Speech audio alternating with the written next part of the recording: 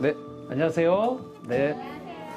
특별히 오늘 저희 시네토크 이제 게스트들 섭외하고 이렇게 하는데 서로 간에 그 임 선생님은 또 우리 알리 씨가 오셔서 또 알리 씨는 임 선생님 오셔서 서로 이렇게 좋은 우리 삼척 여러분들과 함께 만나는 뜻깊은 시간을 맞이하게 됐습니다. 오늘 이 시간은요, 그 영화에 대한 간단한 이야기와 엮어서 여러분들하고의 또 청소년도 많이 왔고 또 심석 시민들도 오신 걸로 알고 있는데요.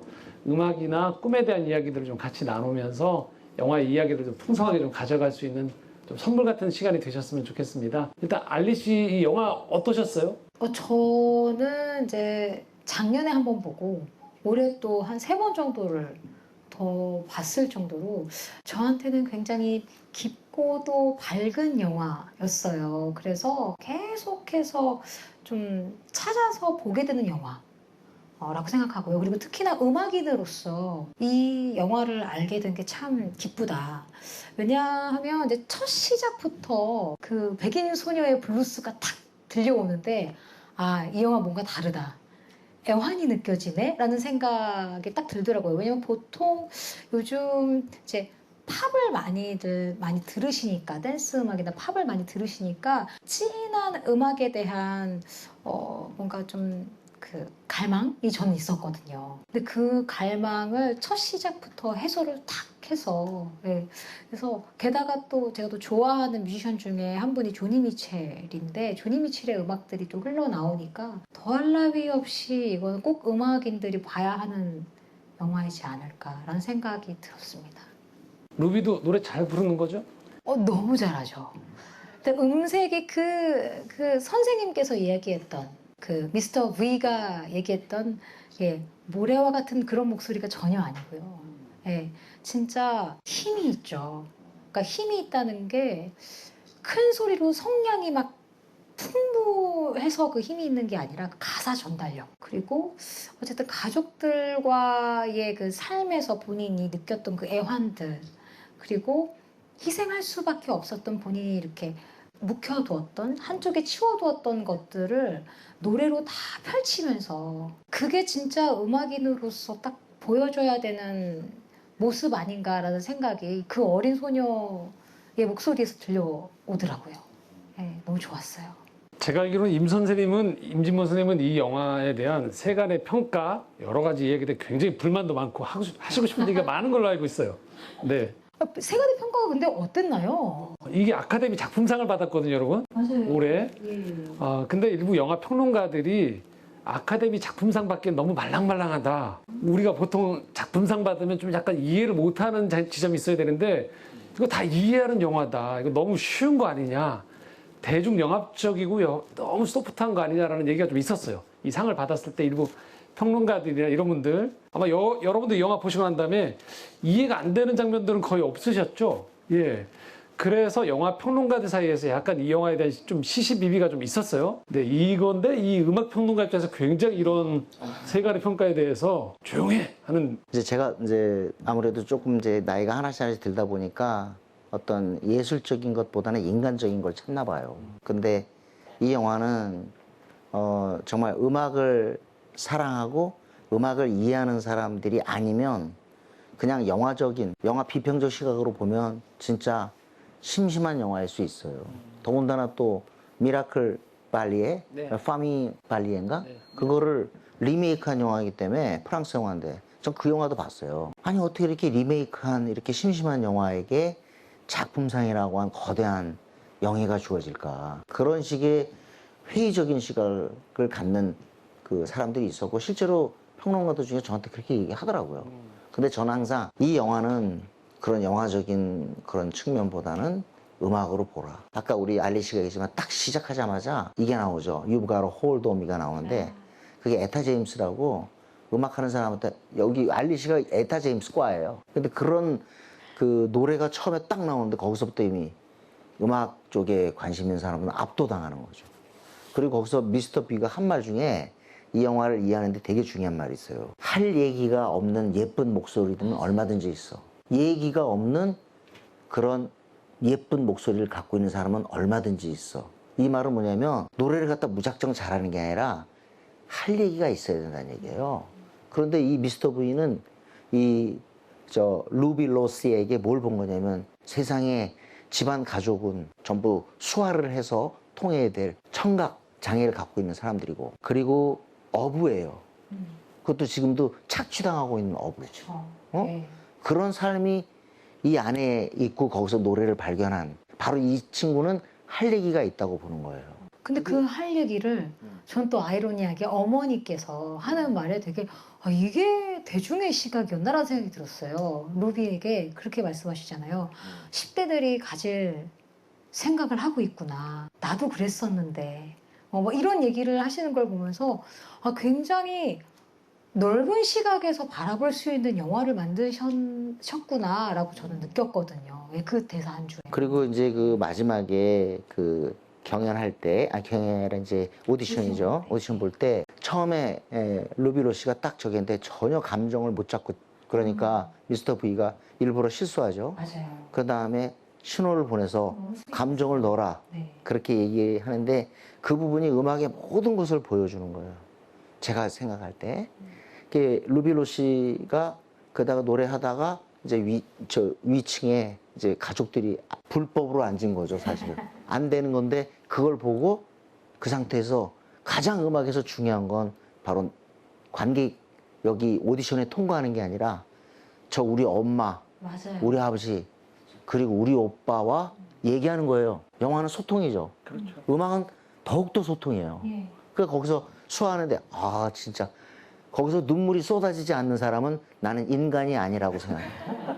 그 음악을 그 코다 안에 있는 OST들 음악을 들으시고 그 가사를 또 해석해 보시고 그 다음에 영화를 한번 다시 봐주세요. 그러면 너무 깜짝 놀랄 만큼 감정이 차오르실 거고 그리고 또 저는 그 오디션 장면에서 어떤 걸 생각을 했냐면 분명히 루비는 가족들 때문에 노래를 못했단 말이에요. 합창단에서도 노래를 못했고 그랬던 루비가 가족을 위해서 노래를 하게 되는 거잖아요.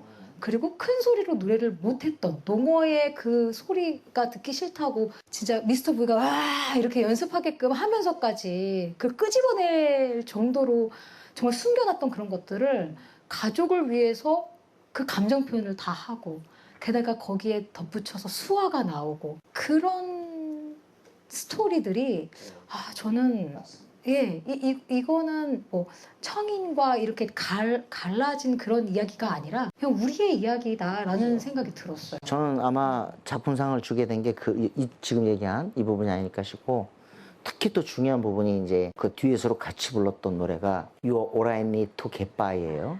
이 Get By는 아주 독특한 표현인데 내가 이렇게 사는 건 네가 전부야 라는 그런 노래잖아요. 네. 근데 거기서 아버지가 도대체 어떤 노래인지 알고 싶은 거예요. 듀엣으로 불렀던. 그래서 사람들이 다 박수치고 그러는데 본인은 안 들리니까 모르잖아요.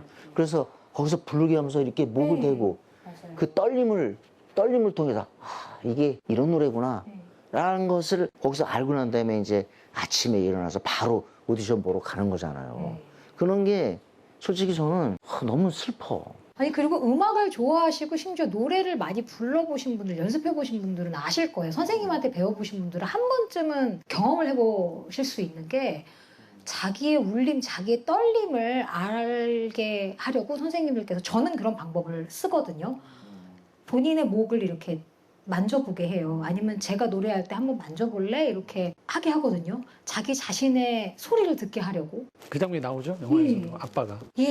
그게 그냥 일반인들한테도 모두 다 같이 할 수 있는 그런 부분들인데 그게 너무 슬픔으로 다가오고 감동으로 다가오니까 정말 요소가 저한테는 너무너무 좋았어요. 그리고 이제 여기 혹시 음악을 전문적으로 공부하는 사람이 있는지 모르겠는데 이 영화에서 중요한 건 6곡이에요. 근데 6곡 중에서 이제 첫 곡이 그 You Gotta Hold On이 에타 제임스, 그 다음에 이제 You're All I Need to Get By가 원래는 마빈 게이하고 타미 테릴이 같이 부른 노래예요. 그리고 듀엣곡으로도 유명하고 나중에 내가 대학 들어갈 때 또 이 노래가 리메이크 됐어요. 메리 제이 블라이즈도 이 곡을 불렀습니다. 그리고 이제 또 거기에 또 느닷없이 클래쉬의 I Fought the Law가 나와요. 영화 그 투쟁할 때 그게 나와요. 그리고 또 보사이즈 나오고 그 경연대회 그 학생들 발표대회 때 그 학생들이 불렀던 노래가 데이빗 보이의 스타맨이거든요. 그래서 노래가 그 한 6곡만 딱 그것만 확인해도 이 제작진이 얼마나 고민해서 골랐는지를 우리 같은 음악 쪽에 있는 사람은 아는 거죠. 보통 제가 이 시네 토크를 하면 그 사회를 보는데 저 집에 가도 될 것 같아요, 오늘. 네, 두 분이 워낙 이 영화를 좋아하시고 인생에 담겨 있는 영화처럼 아주 이미 마음에 들어 하셨기 때문에. 근데 아마 여러분들 중에서도 이제 이 영화를 통해서 저희가 영화라는 매체는 결국은 아까도 두 분이 말씀해 주셨지만 인생이 담겨 있는 거고 그 인생을 누가 얘기하느냐에 대한 문제거든요. 굉장히 그런 면에서 이 영화는 영화 외적으로도 사실 감동할 수 있는 요소들이 좀 많아요. 이 엄마 역할을 맡았던 이 말린 백트린이 59회 아카데미 영화제에 사실 이 본인 자체가 청각장애인이에요. 엄마도. 근데 엄마도 이 영화로 여우 주연상을 받았어요. 최초로. 그리고 나서 이번에 94회 아카데미 영화제에서 이번에는 아빠 역을 맡은 사람이 조연상을 또 받았죠. 그래서 우리 윤여정 배우가 이 시상식 때 왜 이 트로피를 주기 전에 수어를 하고 수상식 이 배우가 수어로 수상소감을 얘기할 때 옆에서 트로피를 주워주는 그런 역할도 했었죠. 이게 영화 외적으로도 굉장히 감동이 있고 그렇죠. 충분히 그래서 배우들 자체의 인생이 담겨 있는 영화이기도 한 것 같고요. 제가 두 분 얘기 들으면서도 영화 들어오기 전에도 저게 나눴지만 두 분의 인생이 여기 안에 같이 좀 투영이 되어 있는 것 같아요. 그래서 오늘 오신 분들하고도 좀 그런 얘기들을 조금 더 들어갔으면 좋겠는데요. 일단 한번 좀 여쭤봤으면 좋겠어요. 두 분 다 음악에 있어서 자기만의 분명한 색깔 또 글 이런 것들이 다 담겨 있는 것 같아요. 그래서 좀 궁금해요. 두 분께 음악이란 여기 그 영화에 그 루비 로시 그 자체가 음악이에요. 그것처럼 저도 음악처럼 살고 싶었고 나는 직접 연주하거나 노래하거나 곡 쓰는 사람이 아니고 순전히 만들어진 음악을 갖다가 내가 듣는 사람인데 그 듣는 것도 음악처럼 듣는 거죠. 선생님이 지금 평론하신 지 몇 년 되셨죠? 내가 91년에 그 내외경제 그만두고 했으니까 91년 5월에 그만뒀어요. 31년 반 했네요. 32년 반. 근데 선생님 요새 아이돌 그룹 다 꿰고 계세요. 지금 좋아하는 그룹도 있고. 제가 H.O.T 좋아할 때 처음 임진모 선생님 이름을 알게 됐었어요. 근데 우리 둘이가 어떤 인연이냐면 여러분 혹시 그 라디오 요즘 젊은 친구들 아는데 옛날에 김범수의 꿈꾸는 라디오라고 있었어요. MBC에. 그때 라이브 무대가 있었는데 이분이 나타난 거예요. 난 이름 하나도 몰랐어요. 이름도 또 이상하잖아. 알리가 뭐야? 권투 선수야? 거기서 딴 건 맞아요. 무관하지 않더라고. 그래서 너무 이상한 사람이다 생각했는데 김범수가 진행을 하는데 그 사람이 보통 노래예요? 아마 우리나라에서 진행 능력은 최고일 거야. 그런데 그런 사람이 완전 초짜인 알리가 건반을 치면서 노래 부르는데 내가 그 표정 잊어버릴 수가 없어. 너무 놀래가지고. 네. 뭐야? 이런 표정이었다니까. 너무 겁이 없었죠, 제가. 그래서 정말 노래 부르려고 하는 사람은 이 사람처럼 우리가 가수가 되기 위해서 첫 번째 조건은 일단 발성 자체가 커야 된다는 생각, 울려야 된다는 생각을 나는 사실 알리를 만나서 알게 됐어요. 굉장히 저한테도 중요한, 제 음악 평론에서 중요한 분기점을 제공한 사람이 바로 알리예요. 그래서 우리가 되게 친한 거예요. 우리가 그래. 그래서 저는 내 글에 만약에, 난 아직도 글 못 쓴다고 생각해요. 내 글에 만약에 음악이 안 보이면 그건 훌륭한 글이 아니에요. 내가 어떤 글을 썼을 때 벌써 어떤 음악인지 느껴져야 돼요. 그렇지 않으면 내가 글을 잘못 쓴 거예요. 언어를 잘못 동원했던가. 그래서 딱 글만 봐도 이게 어떤 음악이구나 이렇게 딱 알 정도로 그렇게 음악처럼 쓰고 싶었어요. 근데 선생님 이게 지금 음악 평론이라는 게 네. 사실은 지금 얘기한 대로 굉장히 어려운 거잖아요. 음악을 글로 말로 푸는 거잖아요. 근데 이거 지금 30년 넘게 해오실 수 있었던 동력이 뭔가요, 이게 지금? 이것만 하자라는 것 때문인 것 같아요. 음악을 엄청 사랑하세요. 그러니까 다른 거는 제가 하는 게 없어요. 중간에 많은 여러 가지 이게 왜 어떤 산업, 내 직업으로 이걸 삼는다는 건 사실은 경제적인 부분까지도 고려해야 되고 시대적인 조류와도 맞물려야지 사실 롱런을 할 수 있는데 이게 그걸 넘어서서 어떤 지점에서 이렇게 길게 30년 이상을 보장된 길이 아니잖아요. 이게 지금 누가 월급을 주는 것도 아니고 요대로만 따라오면 된다는 것도 아닌데도 불구하고 30년 넘게 이렇게 온다는 건 사실은 누구에게 얘기할 수 없지만 내 안에 깊은 그게 있잖아요. 제가 다른 거 잘하는 게 없어요. 그나마 이게 제일 내가 볼 때 괜찮다 생각하는 거고 우리 같은 이런 사실은 우리가 자유직업이잖아요. 그렇죠. 그렇기 때문에 되게 생활이 불안하다고요. 알리 씨도 유명한 가수지만 여러분이 생각하는 만큼 무슨 마구 이렇게 살 수 있는 상황 아니에요. 일 없을 때 코로나 때 얼마나 고생했겠어. 그럼요. 예, 애기 엄마로 그냥 살았죠. 그러니까 그런 거 생각하면 난 9월, 10월, 11월이 바빠요. 근데 1월, 2월, 3월은 거의 놀아. 가수도 마찬가지야. 맞아요. 비수기예요. 그러면 그때 어떻게 살아요? 우리가 기본이 배짱인데 개미처럼 저축이라도 해놨으면 좋은데 그거 쉽지 않거든요. 제가 정말 이거 갑자기 말문이 열려서 그런데 지금 제 눈에는 조금 청소년들이 보여요. 근데 영화 어떻게 보셨는지 모르지만 세상에서 제일 중요한 건 어떤 거를 보고 딱 느낌이 오는 거예요. 자꾸 그런 삶을 살아야 돼요. 어떤 영화를 보고 재미없네. 나랑 멀린 얘기네. 이래버리면 시간 낭비인 거예요. 딱 봤을 때, 영화를 딱 봤을 때 하나를 얻어야 돼요. 그게 영감이야. 그게 자기를 만드는 거예요. 여러분들 생각할 때 실력 있고 막 좋은 대학 나오면 인생 풍요롭게 살 것 같죠? 그리고 집안이 예를 들자면 인물이 무지하게 좋아가지고 남들이 그냥 짱이다. 그러면 인생이 행복할 것 같죠? 아니에요. 집안이 내력이 좋아가지고 우리는 그런 집안이야. 자랑하면 그게 남들보다 우월할 것 같죠? 아니에요. 진짜 생각하는 사람이어야 돼요. 그게 여러분 청소년 때 있었으면 좋겠어요. 코다를 딱 보고 나는 이거에 반했어. 이런 생각을 했어. 그렇다면 여러분 다 얻은 거예요. 나머지는 구체적으로 공부하면 되는 거예요. 공부는요, 이거 아세요? 공부하기가 어렵지 공부 잘하기는 쉬워요. 정말 이해 안 되시죠? 네. 무슨 말인지 정말 이해 안 되실 거예요. 공부하기가 어렵지 공부 잘하기는 쉬운 거예요. 음악하는 사람들을 물론 그 개미와 배짱이 일화를 들어서 말씀을 드리면 배짱이 같다고 생각을 하시지만 전혀 그렇지 않거든요. 개미처럼 열심히 음악을 듣고 연구하고 공부하고 음악을 만드는 사람들이 지금의 정말 성장한 사람들이에요. 그래서 저는 앞으로 여러분들도 어떤 분야든 물론 지금은 이제 코다이니까 음악으로 이야기를 하지만 루비처럼 작은 이 마을에서 버클리 음대를 꿈꾸는 그런 분이 분명히 이곳에도 계실 것 같거든요. 그러면 임진모 선생님이 말씀하신 것처럼 무언가 하나 탁 꽂혀서 그거를 막 들고 파시면 정말 무언가가 되어 있지 않을까 그런 생각이 들어요. 그래요. 그리고 저나 우리 알레 씨 같이 지금 아주 가수로서 누구나 인정받는 위치 되는 데는 솔직히 열정이 아주 중요해요. 그렇죠. 근데 열정 전에 저는 영감이 중요하다고 사는 거예요. 딱 느낌이 와야 돼요. 그러면 그 사람은 다른 사람이 돼요. 노래 잘하는 사람은 많이 있지만 그 영감을 받은 사람이 노래를 잘해야 그게 인기곡이 되고 그게 전설의 가수가 되는 게 아닌가. 저는 솔직히 알리가 이렇게 훌륭한 소리를 갖고 있고 나름대로 음색도 명백히 갖고 있는 사람이 분명히 이거 되기 위해서 어떤 큰 펀치가 있었을 거예요. 그 펀치 중에 하나를 그럼 말씀드릴까요? 예. 그 중에 한 분이 바로 여기 계십니다. 예. 나요? 그러니까 미스터 V 같은 선생님. 예, 미스터 V 같은 선생님. 왜냐면 제가 너무 놀랬던 게 그 김범수 선배님이 꿈꾸러를 말씀하셔가지고 그때가 제가 불후의 명곡을 나가기 전이에요.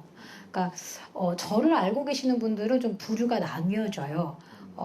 첫 번째로는 이제 리쌍, 힙합을 좋아하는 분들로 부류가 나뉘어지고요. 두 번째는 이별 노래, 365일 지우개 펑펑, 그러니까 이별 노래의 감성인 발라드 가수. 세 번째는 불후의 명곡을 이야기를 하시는데 그걸로 스타가 됐죠, 사실은. 그렇죠. 많이 알려진 거는 진짜 불후의 명곡이죠. 근데 그 불후의 명곡의 편곡을 제가 거의 대부분 다 참여를 했거든요. 처음 고추잠자리, 킬리만자로 때부터 쭉. 근데 그 편곡을 할 수 있게 된 그 게임은 선생님과 그 꿈꾸라 때 제가 피아노 한 대로 편곡을 했던 그때가 있었기 때문에 제가 그런 음악을 그런 무대를 만들 수 있었다고 생각을 해요. 그래서 그 조력자, 옆에 있는 조력자의 역할도 굉장히 중요하고 그리고 내 주변에 어떤 조력자가 있을지 몰라요, 여러분들께서. 그래서 항상 주변을 잘 살펴보시기를 바랄게요. 누군가가 분명히 여러분들의 머릿속을 탁 건드리는 누군가가 나타나실 거예요. 그럼 그분의 이야기를 찬찬히 따라가 보시면 어느 순간 본인이 되고 싶어하는 나도 모르게 되어 있는 경우가 있는 것 같아요. 저는 그랬었어요. 제가 시네토크 게스트분들이 이렇게 하시고 싶은 말이 많은 시네토크는 또 근래도 드물어요.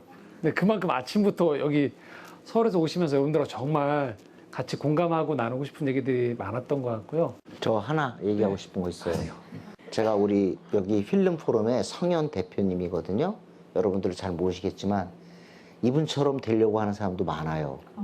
뭐냐면 이분은 영화를 보잖아요. 영화를 사랑하는 사람이에요. 지금도 이무영 감독과 함께 유튜브를 저도 유튜브 해요. 네, 음악 아저씨니까 오늘 가서 구독, 좋아요. 네? 음악 아저씨예요. 우리 다 눌러주세요. 네네. 저도 유튜브예요. 전 알리쇼예요. 나 들어갈게요. 나 들어갈게요. 알리쇼? 네, 알리쇼. 음악 아저씨. 예, 오늘 다 구독자 수가 90명이 넘어야 됩니다, 오늘. 근데 저는 전혀 배경 지식을 모르고 서울에 이제 그 광화문이 아니죠. 신촌이죠. 네. 신촌에 이화여자대학인데 그 맞은편에 조그만 영화관이 있어요. 거기가 필름 포럼인데 저는 몇몇 이유로 거기를 한 서너 번 가게 됐어요. 그래서 우리 성현 대표도 그때 거기 대표시니까 알게 되는데 생각해 보세요. 영화 널려 있습니다. 근데 이 사람은 뭘 봤냐면 그 영화가 수도 없이 많은데 이런 영화가 있었으면 좋겠다. 이런 영화도 상영되고 이런 영화도 사람들이 보고 또 이런 영화가 시장에서 조금 지분도 갖고 이거를 생각한 거예요. 그러니까 이런 분들 때문에 뭐가 되는 거죠? 전혀 CGV나 메가박스로 생각하면 그런 영화 싫은 사람은 갈 데가 없는 거예요. 나도 그래. 어떤데 CGV 메가박스 영화 딱 보면 가기 싫어요. 해도 해도 너무한 영화들이 어떨 때 있어. 그리고 막 영화가 그냥 다 쓸어버리잖아, 한 영화가. 그럼 뭐예요? 다른 영화 보고 싶은 사람. 우리 사람은 신발도 다 다르게 신잖아요, 지금 이렇게. 그래서 결국 영화 보는 것도 다르게 보고 싶은데 이런 필름 포럼에 성현 대표 같은 사람 없으면 그 욕구를 어디서 채워요? 그래서 이런 거를 일을 하려고 하는 사람도 많이 있습니다. 중요한 거는요, 오늘 저가 중요한 게 아니에요. 우리 알리 씨가 어떻게 노래를 하게 되고 어떻게 해서 이렇게 필름 포럼 대표가 되는지 그것만 하나 알아가셔도 아주 큰 소득이 있는 거라고 저는 생각합니다. 네, 감사하고요.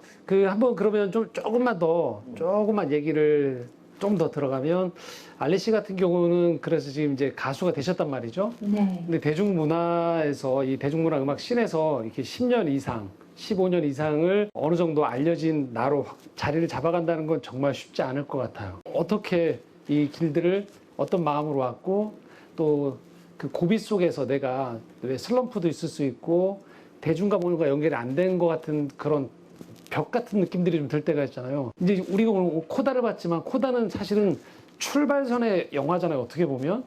근데 이후에 이제 이 친구도 만약에 데뷔를 하게 되어지거나 가면 무수하게 많은 길들이 맞아요. 펼쳐지죠. 예. 시작은 창대하고 꿈도 크고 그러나 음악을 놓는 경우들을 참 주변에서 많이 봤기 때문에 예, 그리고 저도 그러한 순간이 없었다고 하면 거짓말인 것 같아요. 음악을 사랑하는 마음이라고 표현을 해야 될지는 잘 모르겠지만 제가 여기서 좀 끼어들면 네, 알리 씨를 보면서도 그런 생각해요.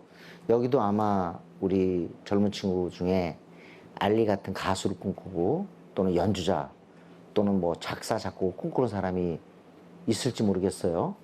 근데 자기를 냉정하게 판단할 줄 알아야 됩니다.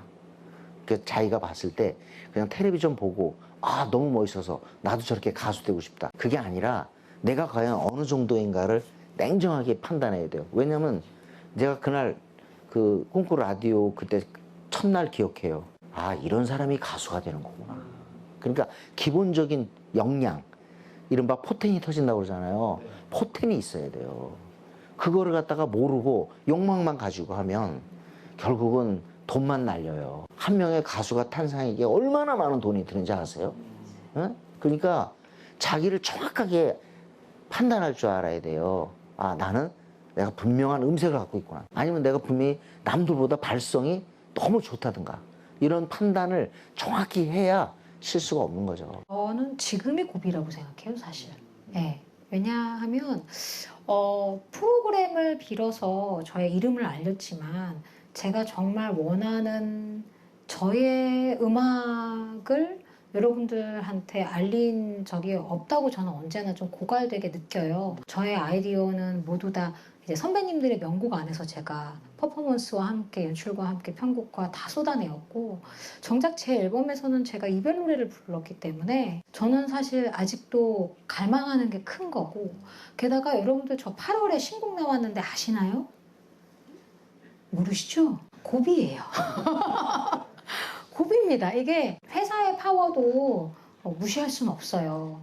그 흐름을 따라갈 수 있는 마음도 충분히 있어야 하는데 글쎄요, 이 음악 산업에서 저를 얼마만큼 받아줄지 제가 잘 모르기 때문에 저도 굉장히 좀 고민을 하면서 지금 혼자서 제가 홀로 제 음악을 만들어 봐야겠다라고 생각을 해서 1인 기획사를 이제 하기 시작한 그렇죠. 근데 제가 볼 때 고비라는 표현을 썼는데 저는 항상 가수나 저 같은 사람은 네, 정말 1년 하루하루 그 순간순간이 다 고비라고 봐요. 맞아요. 근데 솔직히 알리 씨는 아이돌 아니잖아요. 그럼요. 가수잖아요, 가수. 그렇게 노래하기 때문에 거기는 뭐 예를 들자면 나이가 어느 정도 차가지고 뭐 사람들이 잊혀지고 이거 아니에요. 좋은 곡을 만나면 돼요.